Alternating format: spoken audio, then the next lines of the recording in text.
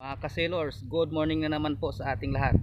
So ngayon nandito tayo sa ating sailboat para malaman nyo kung ano ba yung mga gamit ng ating native sailing boat.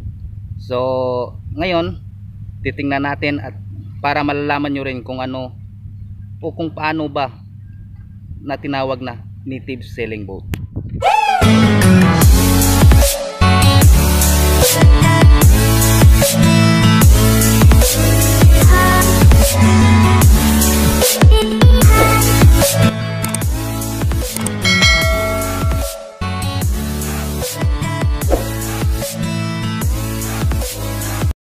So ayan mga ka-sailor, kung nakita nyo, yan yung buong sailboat natin.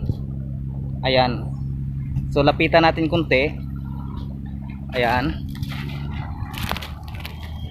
Ito yung body ng sailboat natin. Buong body na to is yari sa plywood. Pagkatapos ng plywood, yung top nito is made of epoxy din para pagdating sa tubig matibay siya. Kasi pag walang epoxy hindi tatagal yung bangka mo kahit may plywood pa yan, kasi sisipsipin pa rin ng tubig yung plywood eh. So kailangan natin lagyan ng epoxy yan. At yan nga pala mga ka-sailor, ito yung nakita yung mahabang ito. Ayan. Yan yung outrigger ng sailboat natin o batik.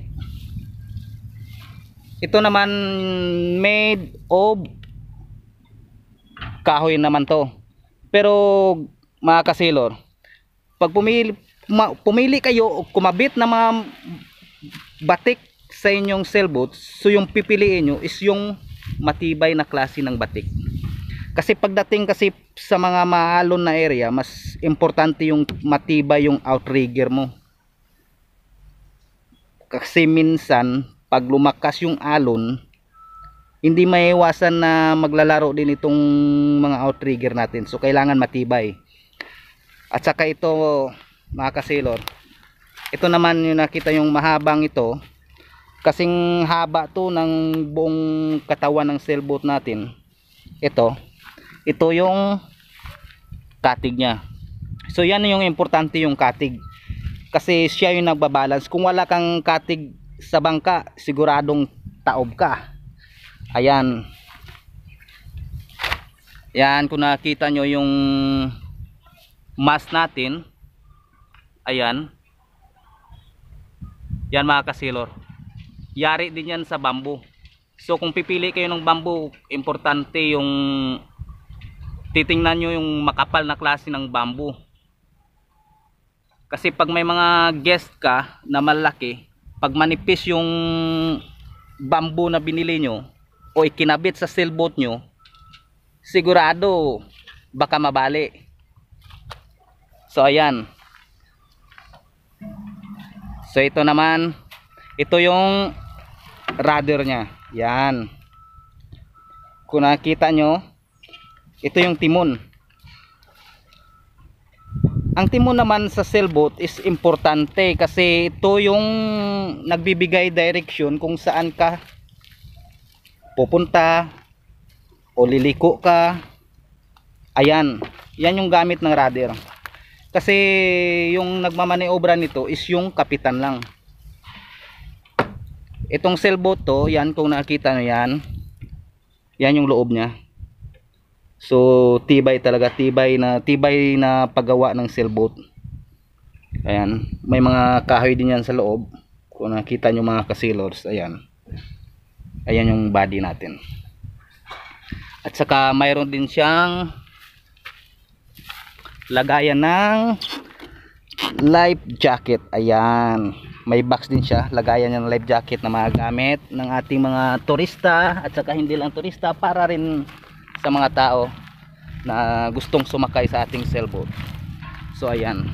Ayan mga ka-sailors, kung nakita nyo itong blue na to, ito yung pinaka sail nya, ito yung main sail, yung blue na to is made ito ng ordinary sakulin. Yung ordinary sakulin kasi mas maganda gamitin kasi pag kunting hangin lang sigurado yung sailboat mo tatakbo eh. Yung tinatagal naman ng ordinary sa kulin is mga 2 to 3 months, so hindi naman masama kasi moral naman yung per meter yung bili namin kasi yan.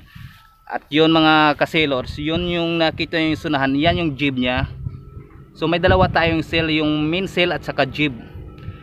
Yung gamit naman yan pag halimbawa na gusto mong lumiko o pupunta sa kanan, sa kaliwa, bali yung balancer yung nagmamaniobra yan. Inihila lang yan sa gilid ng ating outrigger, dadalhin niya dyan kung gusto mong pakanan, pakaliwa, ganun din. So ayan mga ka-sailors, so yan yung update natin kung ano yung magamit sa ating native sailing boat. Kasi yung iba kasi ano ba yung native sailing boat, Uparaw. So ayan, nakita nyo na ngayon. So thank you guys for watching.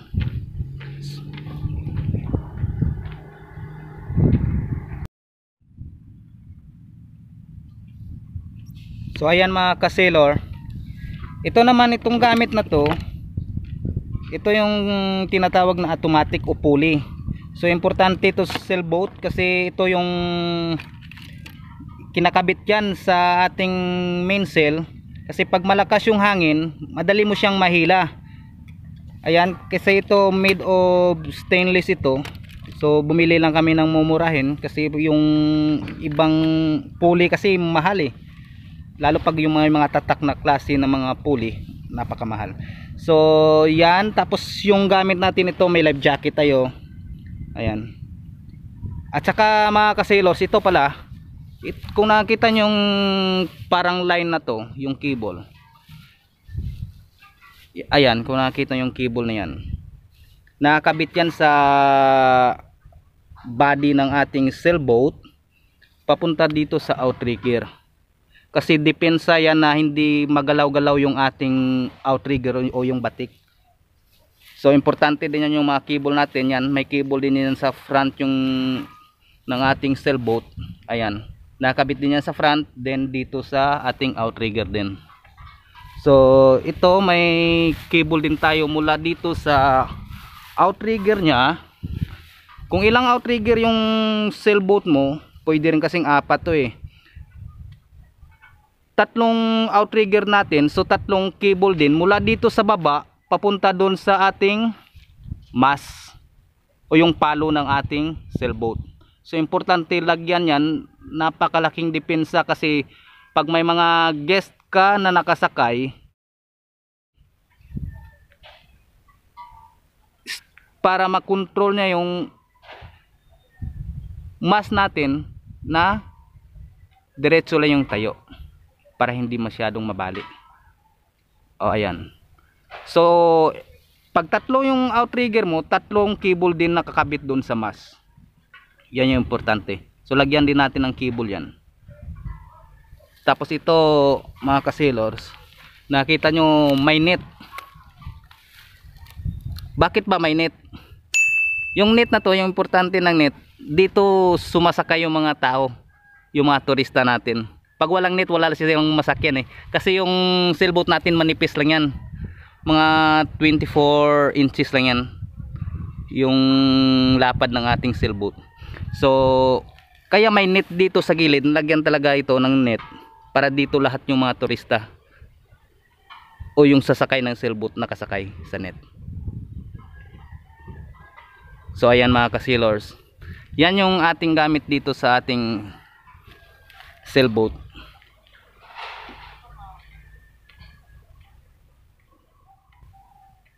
Ayan mga ka-sailors.